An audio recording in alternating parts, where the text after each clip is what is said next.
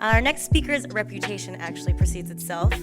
A verifiable OG of the YouTube space, Jenn Im is an industry-leading content creator with global reach. She's been named one of Forbes' top 10 fashion influencers, and her clothing line, Eggie, grossed over $1 million in sales in 2018, and recently launched a collection at Urban Outfitters. As is her way, Jenn is here today to give great insight and great humility, plus a helpful dose of pro tips. Welcome to the stage, please, Jenn Im. Everyone is afraid to fail. No one wants to feel stupid or mess up or feel exposed. We see these quotes on Instagram and Pinterest, and we don't bat an eye. If you're not failing every day, you're not trying hard enough. And they have a point. Are these quotes gonna convince you to get out there and risk it all and get rejected just to learn something? I don't know. But I am a firm believer that failure is important because it puts you back on course. I would say that the biggest lessons I've learned wasn't when I got a big pat on my back. It's moments like this where I smashed my face on cobblestone. These are the things that really stick with you. And so for today's talk, I'm going to be talking about 5 mistakes that I have made as an entrepreneur and the lessons that I've learned. So my first mistake is focusing on the negative.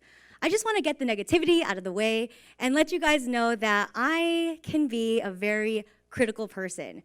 I just notice things, especially when things go wrong.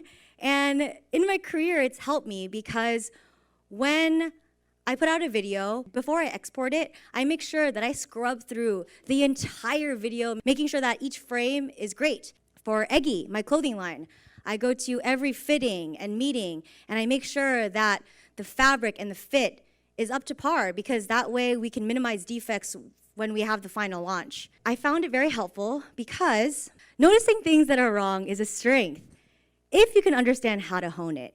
There are entire careers based off this. Auditors, business consultants, they'll go into a company and they'll just call all the shit out and they get paid really good money. For a while it was working for me, but as I was really scaling up my business, I noticed that my problems started to evolve.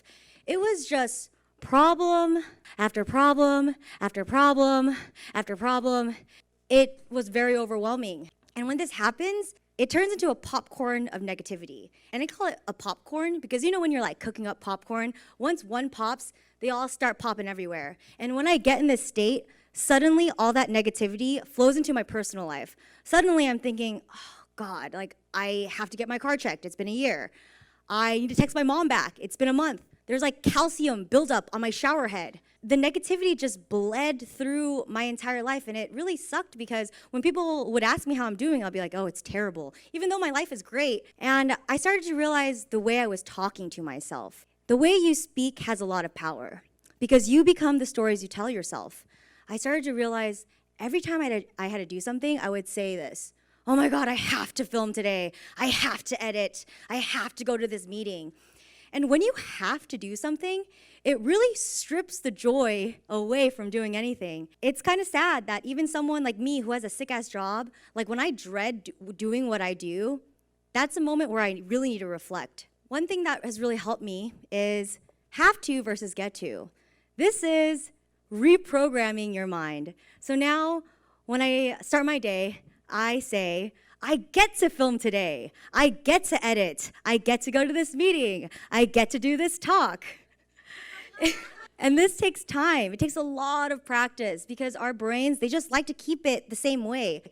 But applying this has really helped contain the negativity and make me see my life and my work in more of a positive light. So my first pro tip.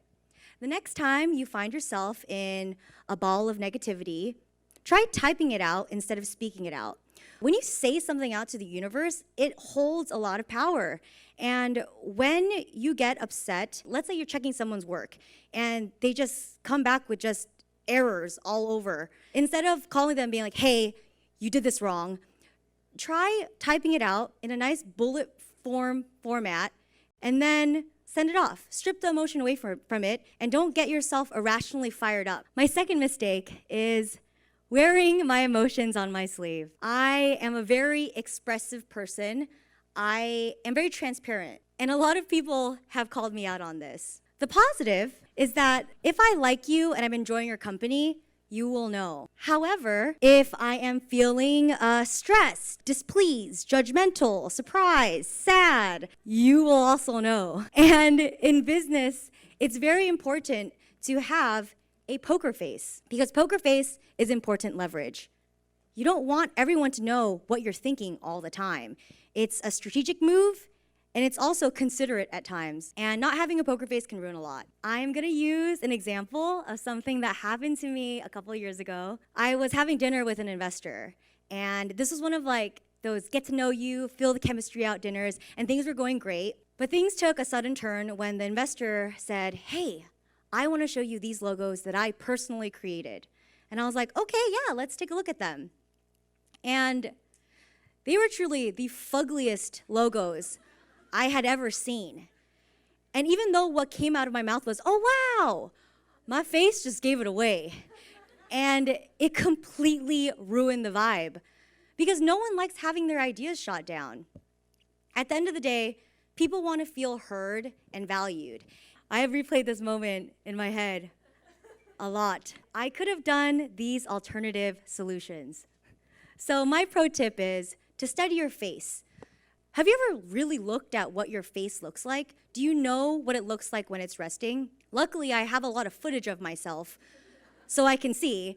However, if you don't, I think a good activity is to pop your camera out, your phone, and just let it run for like 15, 20 minutes, and then just like work. Then you'll recognize what your face looks like when it's resting, when you're stressed, when you're displeased, when you're happy, and then like gather all that data. And once you understand what you look like, you must master the default smile. It's not a psycho smile. It's a nice, neutral, palatable smile. And at that moment, at that dinner, I should have braced myself for the logos, and I should have held my default smile while looking at those many, many logos. I also should have had a response prepared. Like, "Oh my gosh, that's amazing that you came so prepared. I actually want to take a closer look at these logos, so if you can email them to me and I can look at them at my laptop," and then I could have just changed the subject. Like I said, people want to feel heard. They want their opinions to be valued. Not necessarily used, but valued. And at that moment, I made a very bad impression of myself. Mistake number 3, getting too personal. I am a people person. I love chatting, I love connecting, I love sharing. And when I'm feeling extroverted, I have this like curiosity to know everything about that person, like where they're from, what their town looks like, what they had for lunch. I find it really fascinating. I think it's because I love like character development. When I started to work and expand my team, we all were in close quarters.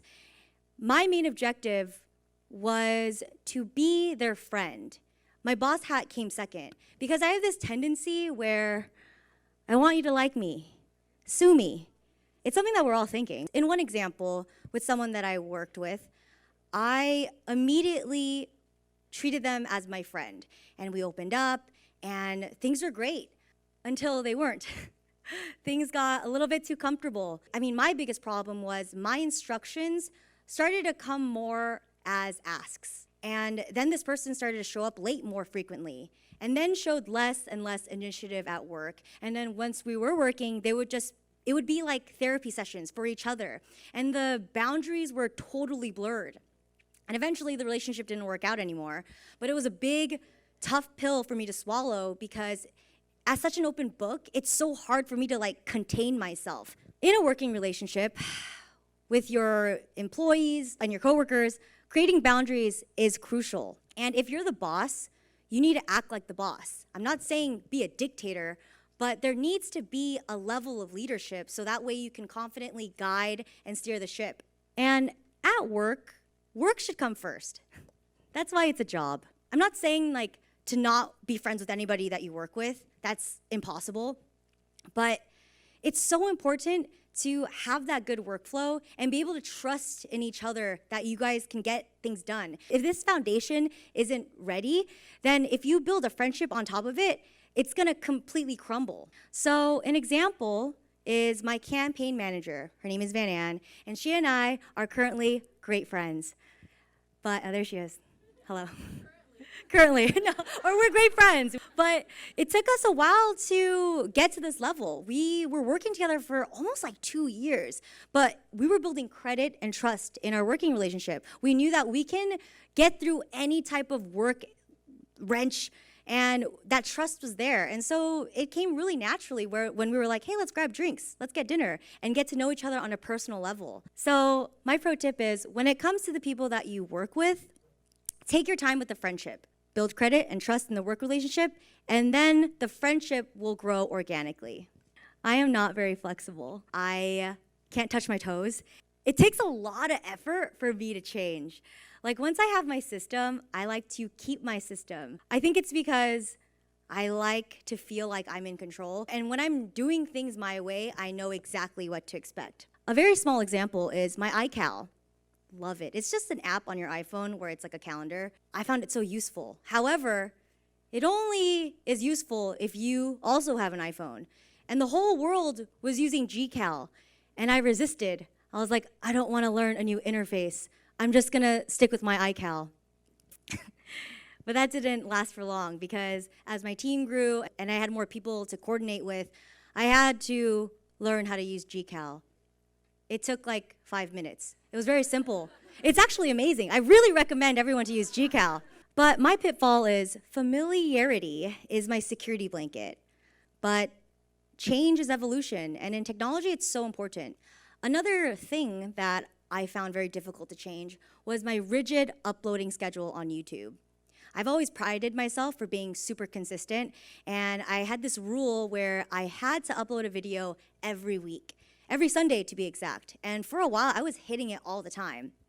But in 2019, I was really struggling with it, because uploading a video weekly is possible, but uploading a good video every week is impossible. Because good videos take more thought. They take more effort and planning.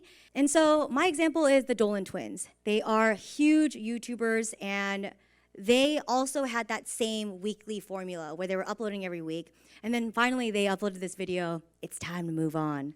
And I was like, what is this? And so I clicked it, and they're basically telling their subscribers, like, hey, we can't do these weekly videos anymore. It's stunting the quality of our videos. So now they take their time, and everyone loves it, including themselves. In the past, YouTube's algorithm favored prolific creators. Post as much as you can, and then you'll be rewarded. But then it just created this sea of mediocre content. And what stands out in a sea of mediocre content is a good thought out video. And Shane Dawson's videos, oh my God, you watch it, and he uploads maybe like a couple of times a year, but when he does upload, everybody is watching. They're like full-on documentaries. Like when he uploads, I'm like, oh my God, I gotta get my snacks ready. Like, it's a whole premiere. So my pro tip is to be open to change. My inadaptability was definitely stunting me. And if I don't upload a video every Sunday because I know that I'm working on a better video that takes more time, then so be it. But to be honest, I'm still working on this because I still kind of upload every Sunday. So my last mistake is thinking that the goal will fix everything. Like, once I reached my goal, it would fix me. Like, it would rid me of all my self-loathing, and I will be magically cured. But the problem with goal-first mentality means that you are putting off happiness until you hit your milestone. One of my friends, Ashley, her channel is called Best Dressed on YouTube. She is so talented. You should absolutely check her out. But she made a bullet journal video, and she wrote this quote: "There is no goal. The goal will never make you happy. All we have is today and the happiness you feel in it. There is no success or failure. You are the only one who can make failure feel like a failure." And when I saw this, I had to stop. I was like, whoa, this is the reminder of the decade, because I am constantly under this illusion that a goal and reaching that goal will make me happy forever. But every goal that I reached, when I did hit it, it did make me happy. I was like, yay. But it was a climax, but a very short climax. Like when I hit 1 million subscribers on YouTube, I was like, yes, I did it. And I felt good for the day. And then the next day I was like, okay, I guess 2 million? And then I hit 2 million and I was like, woo. I was like, okay, clearly this is not working. Because how many millions do I have to chase in order for me to be happy. So that's why it's important to fall in love with the process, not the product. So that way you can be happy now. Goals and direction are important, but don't think that it's going to make you happy forever. So my pro tip is to give yourself permission to be happy now. And happiness is an inside job. Only you can make yourself happy. And if you don't know how to make yourself happy now, and you don't know why you're not happy, then no goal, abstract goal or tangible goal, is gonna fix that need. And when I made these mistakes, I felt really shameful. Like I wanted to quit. I wanted to just peace out for a while. But once that shame dissolved, I realized, okay, that happened. What did I learn from it? And so the next time you make a mistake, don't be alarmed. It's gonna suck, but write them down, examine them, dissect them, find a pro tip, and then please DM me because I totally understand. Because only by sharing do we realize that we're doing this together. Thank you.